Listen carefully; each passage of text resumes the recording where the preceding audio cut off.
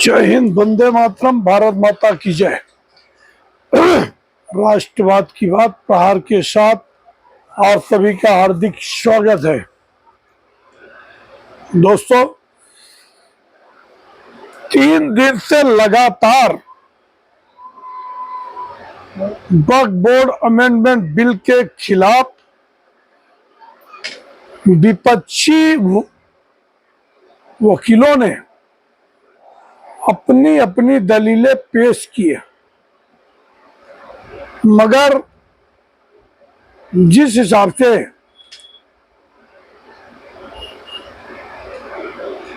तुषार मेहता जी ने कहा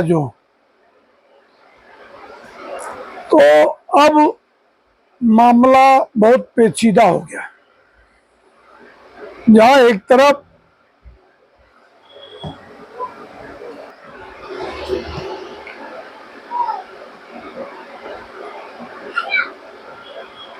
तो जस्टिस बी.आर. गवई ने कहा कि ये जो दलीलें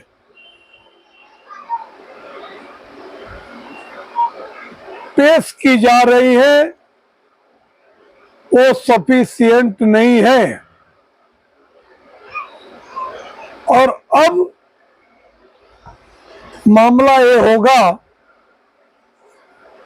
कि सारे वक्फ बोर्ड की जांच कमिश्नर करेगा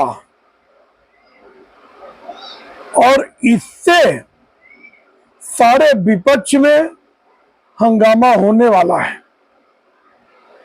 क्योंकि तुषार मेहता जी ने जो कहा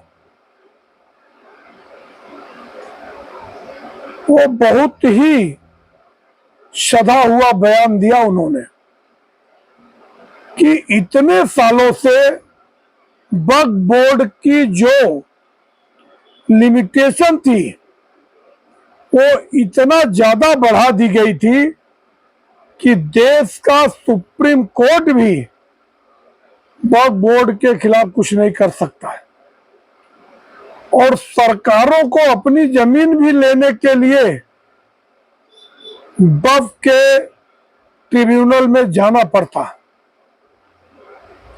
इसके लिए जो वक्फ बाय यूजर है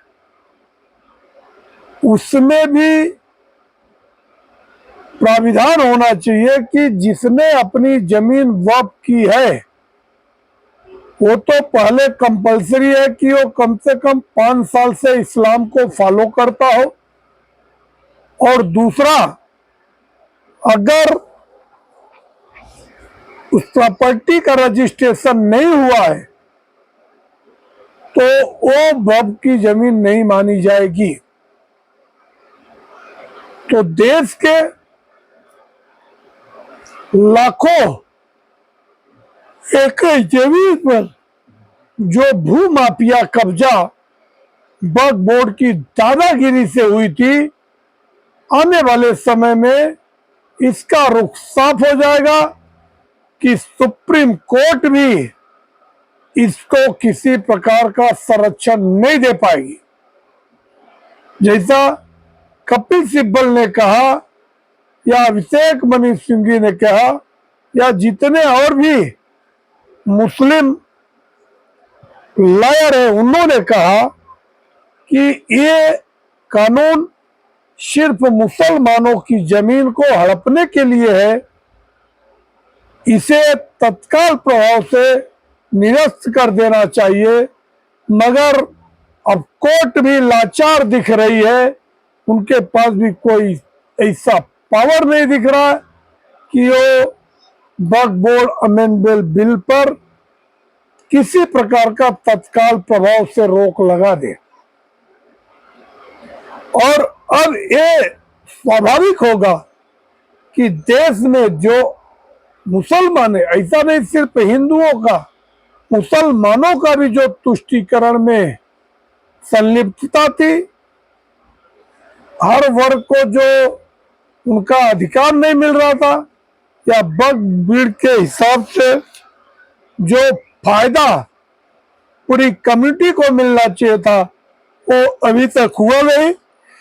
इसके लिए मुझे लगता है कि लाख दलील देने के बावजूद भी अंत में ऐसा न हो जाए ढाक के तीन पात, और इनका जैसे राम मंदिर की तरह ये वक्फ बोर्ड भी हिंदुओं के फेवर में न चले जाए कि बिना कमिश्नरेट के इन्वेस्टिगेशन के ये वक्फ बोर्ड की प्रॉपर्टी नहीं मानी जाएगी। ऐसे में मुस्लिम पर्सनल लॉ बोर्ड और जमीयत उलेमा हिंद, ये लोग जैसे भी बाजी इनके हाथ से खिसकता देखेंगे, ये देश में किसी प्रकार की अराजकता फैलाने का दुस्साहस करेंगे। तो सरकार से अपील है कि ऐसा डेलीगेशन बनाया जाए, ऐसी कमेटी पूरे देश में बनाया जाए जो कि एक एक मुस्लिम मोहल्ले में जाकर उनको इस बात को अवेयर किया जाए कि ये वक्फ बोर्ड अमेंडमेंट बिल किसी भी तरह से मुसलमानों के विरोध में नहीं है। और जो मुतम्मिल ये लोगों ने बना के रखा था, अब उनका भी कमिश्नर लेवल पे जांच होगा, और अगर जो प्रॉपर्टी सच में किसी के द्वारा दी गई है वही केवल वक्फ मानी जाएगी, बाकी का वो सरकार का कब्जा होगा। और ये जितना विपक्ष जिस हिसाब से लामबंद था, सड़क से लेकर संसद तक एक ही मुद्दा गूंज रहा था कि हमें किसी भी सूरत में वक्फ बोर्ड अमेंडमेंट बिल नहीं आने देना है, जबकि अभी फिर से जमीयत उलेमा हिंद ने कहा है कि वो देशव्यापी आंदोलन करेगा और तालाबों में धरना प्रदर्शन देगा। कोई भी सूरत में एक कानून वापस लेना पड़ेगा। ये मुसलमान के शरिया धर्म के विरुद्ध है। अब देखना बहुत दिलचस्प होगा कि अब इस मात के खेल में कौन जीतता है। नरेंद्र मोदी और योगी सरकार जीतती है, या तो फिर ये जो चट्टे बट्टे हैं इंडिया अलायंस के, सो कॉल्ड इंडिया अलायंस, इन लोगों का भी दूध का दूध पानी का पानी होने वाला है। तो मेरी सरकार से अपील है कि 1 जून से ये सिस्टम लागू किया जाए कि अगर जिस भी प्रॉपर्टी का डॉक्यूमेंट नहीं होगा फिर वो कोई भी सूरत में वक्फ की नहीं मानी जाएगी। अगर आपके वक्फ की है तो 1000 साल पुराना भी आपको कानून लेकर आना पड़ेगा। कानून से बड़ा देश में कोई नहीं है। अगर आप लोगों को हमारा विश्लेषण अच्छा लगे तो हमारा चैनल सब्सक्राइब करें और अपने दोस्तों को बोलो शेयर करने के लिए।